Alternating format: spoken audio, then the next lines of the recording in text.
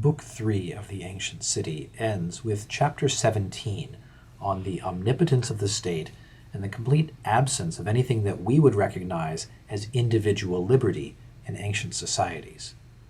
Fustel begins by noting that in these cities, the city and the religion are the same thing. The laws that proceed for civic life and religious life originate in the same type of order. That this order holds the individuals of the city enslaved, he says, both in body and in soul. The state can legitimately seize control of their body, send them off to war to die. Nobody would think that there's any possible objection to this. And there is no private life for the individual in the ancient city. There's no sphere of privacy which one might legitimately say the state cannot intrude. If there's anything at all that you can do, the state can intrude in it, to supervise in it, to compel or forbid. This is the case even with marriage. Ancient cities could compel marriage, they could forbid marriage for entire classes of people. Fustel cites an example, much beloved of Rousseau and others, of the time that the city of Sparta, after an especially high casualty battle, ordered the grieving mothers of the city, who had lost sons in the battle, ordered them to go about in public with a smile on their face, to rejoice because their sons had sacrificed their lives in defense of the city. And they did. There's no suggestion that the state was overstepping its bounds in doing this.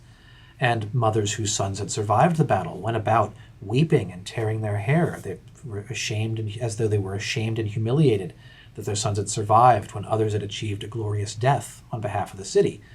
Fustel says, imagine the power of a political authority which could reverse the order of nature, which can order the grieving to smile and the joyful to weep, and pull it off. Right? People obeyed this command. Nobody suggested that this was contrary to or beyond the state's power. The state was intruding in something it had no business in. Everything was its business, even the behavior of grieving mothers. I think we can see why, given this political context, we can see why the philosophers, when they came in Greek life, were experienced as a threat. Both the natural philosophers and Socrates and the moral philosophers stand in a kind of intellectual space outside of the jurisdiction of the city. In fact, even to ask the question, should I obey the city's laws? Should I worship the city's gods?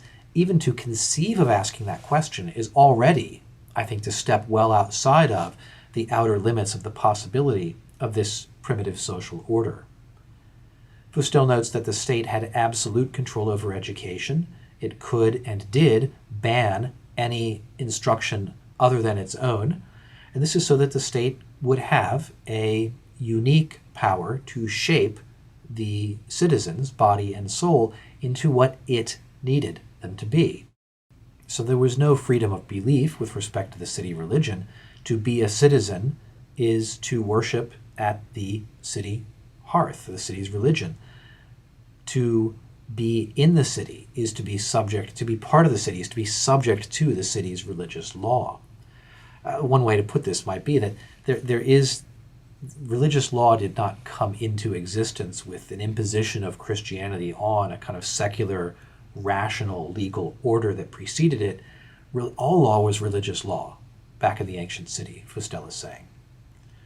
So liberty of thought in religion is unknown. There is no private sphere of conscience from which an individual could push back against the demands of the state and say, you can't compel me to do that, to say that, to believe that. They absolutely could. The state could act against any individual for any reason or for no reason at all in its own interests, and the state is the judge of its own interest.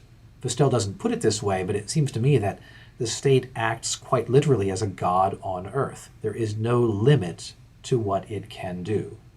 Anything that can be done, the state may do in its own interests for its own self-preservation. And everyone accepted this. This was normal. There was no possibility even of thinking outside of this sphere. This, Fustel says, is the true meaning of the ancient proverb, the security of the state is the supreme law. Now, think about that for a moment. The security of the state, as defined by the state, is the supreme law for all people, for all individuals. If the state says, our security requires that you be exiled, you're exiled. If the state says to a grieving mother, our security requires that you smile and laugh in public after the death of your son, that's what you do. The supreme law trumps all other law. If you say the law of my nature is that I grieve for my dead son, the state says our law is higher. It's the supreme law. And there's no other law that's higher than that to which you can appeal, no direct connection to any sort of higher moral or natural law or any individual will, which can trump that supreme law.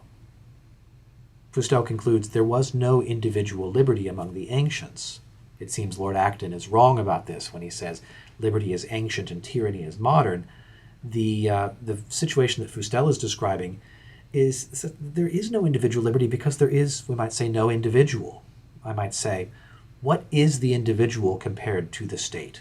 What divine sacred authority can the individual put into his argument when commanded by the city and its religion and its divine compulsion to behave in a certain way?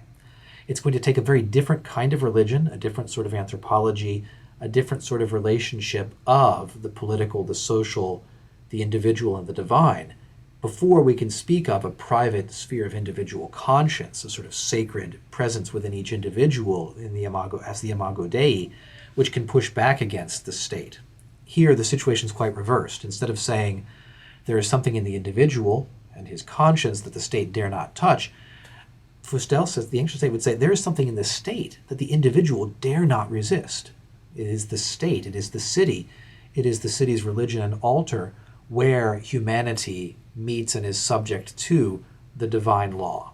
So it's in that collective, it's in the family hearth, later the clan, then the city. That's where humanity meets its maker and meets the religious demands that are absolute. It's not in the heart of the individual. The individual is a much lower, much more subordinate place, to the extent that there's any individual at all. All of this is owing to the fact, Fustel says, that the social and political order of the ancient city originates in the sacred order, in this primitive religion of the ancestor worship at the hearth fire of the family, then later of the group of the families, the clans, the phratries, the tribes, and then at the city.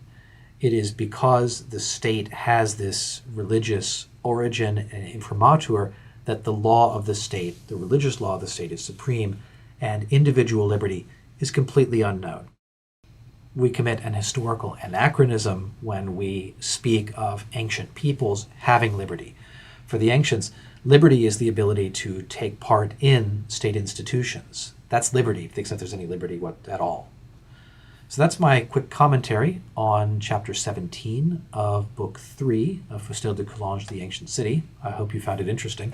Thanks for watching today. Goodbye.